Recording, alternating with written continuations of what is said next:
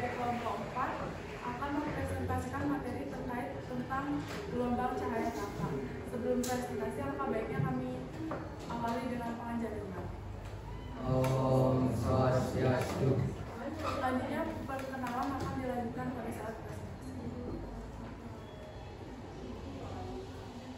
Perkenalkan, nama saya Yustia Yulameda Sukmasudita, absen 7. Pengertian gelombang cahaya tampak. Cahaya tampak merupakan salah satu cara energi bergerak. Gelombang cahaya merupakan hasil getaran medan listrik dan medan magnet, dan karenanya merupakan bentuk radiasi elektromagnetik atau EM, seperti radiasi inframerah, mikrogelombang, sinar X, dan radiasi ultraviolet. Gelombang ini dapat dilihat sebagai warna pelangi, di mana setiap warna terdiri dari panjang gelombang yang berbeda. Selain itu, warna merah memiliki panjang gelombang yang terpanjang, sedangkan warna ungu memiliki panjang gelombang terpendek. Mata normal manusia akan dapat mendeteksi panjang gelombang dari 400 sampai 700 nanometer, meskipun beberapa orang dapat menerima panjang gelombang dari 380 sampai 780 nanometer atau dalam frekuensi 790 sampai 400 terahertz. Selanjutnya ada spektrum cahaya tampak. Spektrum cahaya tampak adalah bagian dari spektrum elektromagnetik yang dapat dilihat oleh mata manusia. Rentan cahaya tampak memiliki frekuensi sekitar 4 kali 10 hingga 8 kali 10 14 siklus per detik dan berada tentang spektrum dalam tentang spektrum elektromagnetik antara inframerah dan ultraviolet. Selain itu, spektrum ini memiliki panjang gelombang sekitar 740 nanometer atau 2,9 dikali 10 mm inci hingga 380 nanometer. Selanjutnya akan dilanjutkan dengan Baik, selanjutnya yaitu panjang gelombang. Sebelumnya perkenalkan, saya Garis Ferry Saputra, absen 12. Cahaya memiliki panjang gelombang antara 400 hingga 700 nanometer, terlihat sebagai warna pelangi. Cahaya merah memiliki panjang gelombang sekitar 700 nanometer dan frekuensi 430 terahertz. Sedangkan cahaya biru dan ungu memiliki panjang gelombang sekitar 400 nanometer dan frekuensi mendekati 750 terahertz. Gelombang pendek bergetar pada frekuensi lebih tinggi dan membawa energi lebih tinggi, dengan foton merah membawa sekitar 1,8 elektron volt dan foton biru membawa sekitar 3,1 elektron volt. Selanjutnya akan dilanjutkan dengan saya. Baik, selanjutnya peran gelombang cahaya dalam kehidupan. Sebelumnya perkenalkan, nama saya Budiarta, absen 18. Gelombang cahaya tampak memiliki banyak aplikasi sehari-hari, antara lain yang pertama pelangi, terbentuk dari cahaya matahari yang melalui tetesan air. Yang selanjutnya warna benda, ditentukan oleh panjang gelombang yang dipantulkan. Yang selanjutnya cahaya lampu neon dan LED memancarkan warna sesuai bahan. Selanjutnya fotografi, kamera menggunakan cahaya tampak untuk gambar digital. Selanjutnya sinar matahari, terlihat putih mengandung 7 warna. Selanjutnya cahaya bulan, memantulkan sinar matahari. Selanjutnya api, menghasilkan cahaya panas dan asap saat membakar. Yang selanjutnya bola lampu, sumber penerapan rumah dari elemen tungsten. Yang selanjutnya cahaya glow stick, menghasilkan cahaya yang saat dipatahkan. Yang selanjutnya cahaya laser, menghasilkan sinar berintensitas tinggi. Yang selanjutnya LED, mengubah energi menjadi cahaya. Yang terakhir kembang api, menghasilkan cahaya melalui reaksi kimia. Selain itu, gelombang cahaya tampak juga penting dalam kedokteran, astronomi, dan seni. Selanjutnya akan dijelaskan oleh teman saya. Baik, di sini saya akan menjelaskan mengenai sifat-sifat gelombang cahaya tampak. Sebelum itu perkenalkan, nama saya Niputu Sri Widiari. Di sini sifat-sifat gelombang cahaya tampak yaitu ada dispersi yang terjadi peruraian cahaya putih menjadi warna-warna spektral saat melewati medium dengan indeks bias berbeda seperti pada pelangi.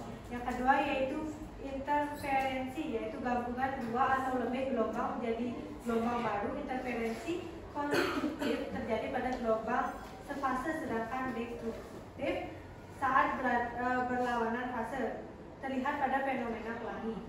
Yang selanjutnya yaitu difraksi, yaitu terjadi saat cahaya melewati celah sempit atau kisi mengakibatkan penyebaran gelombang. Kisi difraksi membantu menganalisis sumber cahaya berdasarkan prinsip Huygens yang menyatakan bahwa setiap bagian celah berfungsi sebagai sumber gelombang. Selanjutnya, gelombang cahaya dalam pengembangan teknologi. Yang pertama yaitu ada laser. Sumber cahaya overhead dengan intensitas tinggi digunakan dalam berbagai peralatan. Yang kedua yaitu serat optik, menggunakan cahaya untuk mengirim sinyal telekomunikasi melalui kabel khusus. Yang ketiga yaitu hologram. Teknik pembuatan gambar 3D menggunakan laser, hasilnya disebut dengan hologram. Yang keempat yaitu kompor tenaga surya, menghubungkan panas dari cahaya matahari dengan cermin cekung. Yang kelima yaitu sidik jari kimia, bahan kimia memancarkan radiasi pada panjang gelombang spesifik saat dipanaskan. Yang keenam yaitu spion, cermin cembung untuk melihat keadaan lain di jalan. Yang ketujuh yaitu pemantulan cahaya sepeda, alat pemantul cahaya untuk meningkatkan keamanan berkendara. Yang kedelapan yaitu pencahayaan fotografi, menggunakan prinsip pemantulan untuk mengatasi kesulitan dalam memotret. Dan yang terakhir yaitu keamanan istana, yaitu sistem keamanan menggunakan cermin untuk pemantulan. Selanjutnya akan dijelaskan oleh Baik, sebelumnya perkenalkan saya sastra nomor absen 21. Di sini saya akan menjelaskan kesimpulan. Yang pertama, cahaya tampak adalah radiasi elektromagnetik dengan panjang gelombang 380 sampai 740 nanometer dan frekuensi 4 kali 10 pangkat 14 ultraviolet. Yang kedua, contoh cahaya tampak dalam kehidupan sehari-hari: pelangi, warna benda, cahaya lampu, fotografi, sinar matahari dan kembang api. Yang ketiga, sifat gelombang cahaya: dispersi, interferensi, difraksi dan polarisasi serta dapat berambat melalui ruang hampa. Gelombang cahaya tampak penting dan teknologi seperti laser, serat optik, dan kamera night vision. Yang selanjutnya adalah saran-saran. Yang pertama, kepada siswa diharapkan mampu mempelajari konsep dasar gelombang cahaya tampak secara mendalam, lalu memanfaatkan berbagai sumber informasi yang dilakukan eksperimen sederhana. Lalu pada sekolah diharapkan mampu menyediakan sumber daya pembelajaran yang memadai, jalin kerjasama dengan universitas atau lembaga penelitian. Lalu yang ketiga ada kepada masyarakat diharapkan mampu mendukung pendidikan sains dan berpartisipasi dalam acara edukasi publik, mendorong eksplorasi fenomena cahaya dan sebarkan informasi ilmiah tentang cahaya. Yang keempat, kepada pemerintah diharapkan untuk meningkatkan investasi dalam pendidikan sains dan dukung pelatihan guru. Lalu ada fasilitasi kerjasama antara sekolah, universitas, dan industri untuk penelitian cahaya tampak.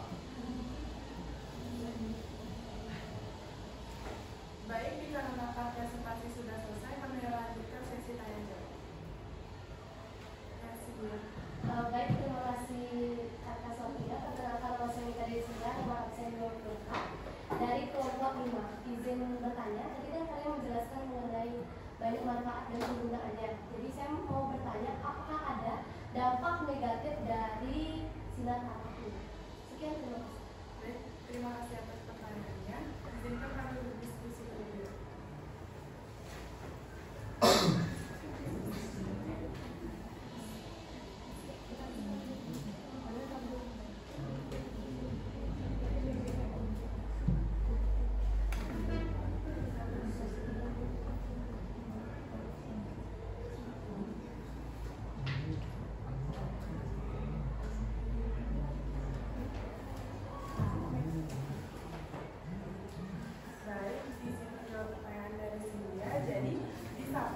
Memiliki beragam manfaat, terdapat juga dampak negatif dari yang ditimbulkan akibat sinar tampak.